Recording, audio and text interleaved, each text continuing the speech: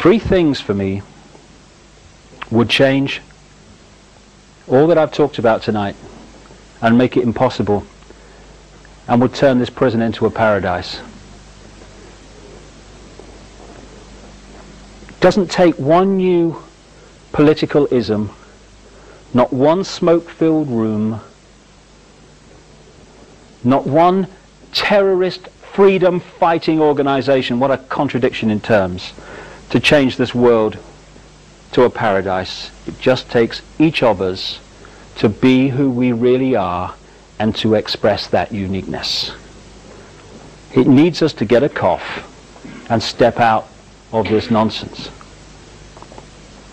Those three things are to respect our own right to be unique and to express that uniqueness. Crucially, to respect everyone else's right to be unique and express their uniqueness. And thirdly, that no one ever seeks to impose what they believe on anyone else. At that point, we'd have a great explosion of human potential being unleashed from the prison of fear where it's spent so long. But because no one seeks to impose what they believe on anyone else, free will is not denied.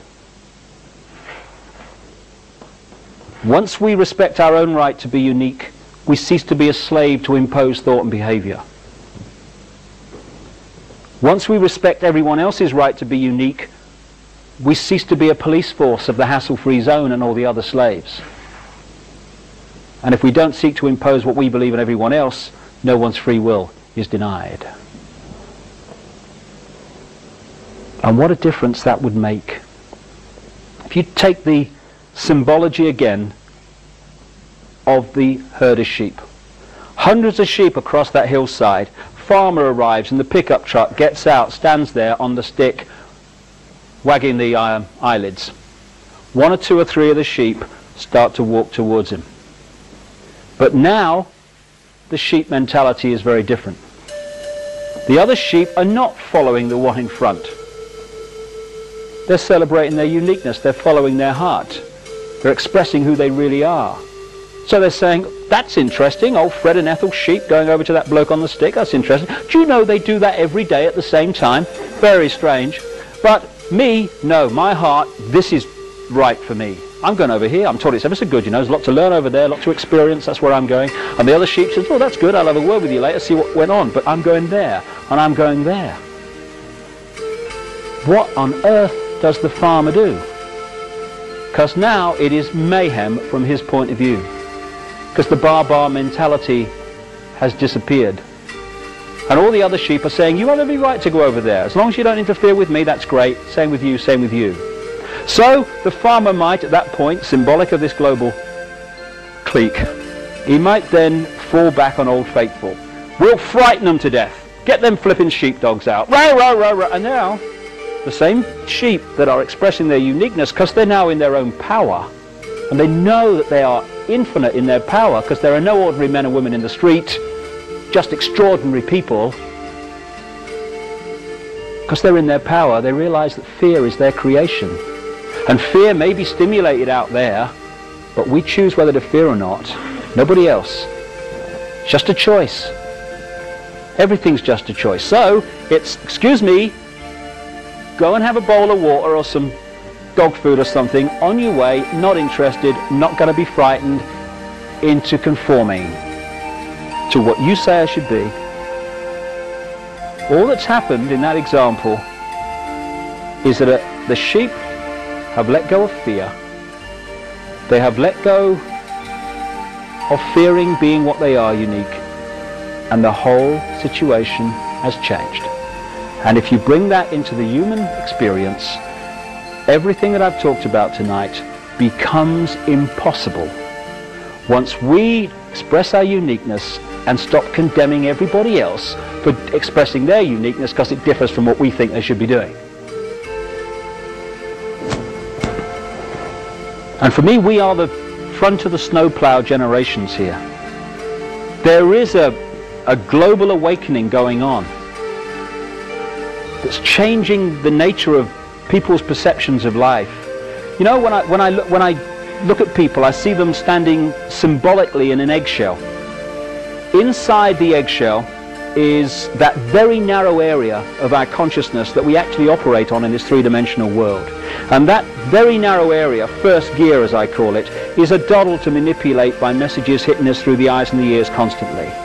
Outside of the eggshell is our multidimensional consciousness, not some other external entity, our own multidimensional I going on into infinity. An infinity of love, understanding, wisdom, knowledge. Because, you know, people say you have to seek enlightenment. I don't agree with that. Enlightenment's never gone away. Enlightenment is sharing exactly the same space as ignorance. It's just on a different vibration, that's all. What I feel, my view anyway, we need to do is not seek enlightenment, but remove the barriers that are keeping enlightenment out. And that is the eggshell. An eggshell made up of fear, guilt, resentment, lack of self-esteem, I can't, limited imagination of ourselves. Fear. And when that starts to crack, and it's cracking for more and more people, multidimensional self starts to get access to reconnect with first gear self. And at that point, we start to perceive ourselves and life very different. Symbolically, I feel that what's happening is there are vibratory changes going on around the planet as a natural course of human evolution, which are cracking this eggshell, this low vibrational energy that is our prison. And so the light, if you want to call it that, the multidimensional self, the infinite self, is starting to get in and reconnect with this self. Suddenly, and I get 2,000 or 3,000 letters a year now from people of all walks of life, increasingly from around the world, and the same experience is being experienced by all these different people. And that is, they're saying, I'm seeing myself in the world very differently. Why haven't I seen it before? It's so obvious. Because now the eggshell's cracking, and it's not first gear that's making the perception process in this world, it's multidimensional self. We're becoming whole again. We're becoming what we really are, but have forgotten we are. The front of the snowplow generations are taking from our parents and grandparents, not because they're bad people, because they're just passing on their programming, we all do, which are basically about run with the herd, don't cause trouble, keep your head down, and as the Japanese have a saying, don't be the nail that stands out above the rest, because that's the first one to get hit. Love that one. And we're passing on to our, not just our children, but to ourselves, because this is a really here and now thing, thought patterns that say, you be you, whatever you is, and respect everyone else's right to be them. And the people between that and that are our generations. If we can let go of our own fear, we can remove fear from the world. Because the world is merely the sum total of human imagination of ourselves. When we change our imagination of ourselves, what we call the world dramatically changes. The world is just a second-by-second physical replica of the human mass imagination of ourselves. When we let go of our sense of limitation, our sense of fear, our sense of I can't, the world ceases to be a prison, because we have created it. There's a wonderful singer in this country, a German called Gila, who, it's a lovely song, which goes, we are the power in everyone. We are the dance of the moon and the sun. We are the hope that will never hide. We are the turning of the tide. If we can turn the tide within ourselves, from freedom or to freedom from fear, then we turn that tide outwardly in the planet. And all it is, like everything else, is a choice. A choice between fear and love. That's all it is. We can choose to be frightened. We can choose to hate. It's a choice. Or we can choose not to fear, and we can choose to love. Not love on the basis of I love you if I fancy you, darling, but I love you because you exist. I love you whatever. I love you without condition. And if we want to change the world, it has to start with self. Fear, anger, hatred, condemnation, dictating what other people should be, that's the world we got. That's the prison. But paradise is waiting. It's a thought, an attitude away. That's all it is, a choice away. Love. If we love each other and love the world, our lives are fundamentally changed and the world is fundamentally changed. And we are the generations, strange as it may seem when you survey the world today, we are the generations, I passionately believe, who are going to love the world into the paradise it really should be and was always designed to be. Changing the world is not something in the future anymore, or I hope it'll be better for the kids. It's here and now. We're going to see it happen. Another song, the chorus of which I'll finish with. Love can build a bridge between your heart and mine. Love can build a bridge. Don't you think it's time? More and more people across this planet are screaming yes to that question. And we are the generations who are going to love the world to a paradise. Thank you very much. Thank you. Thank you. Thank you. Thank you very much.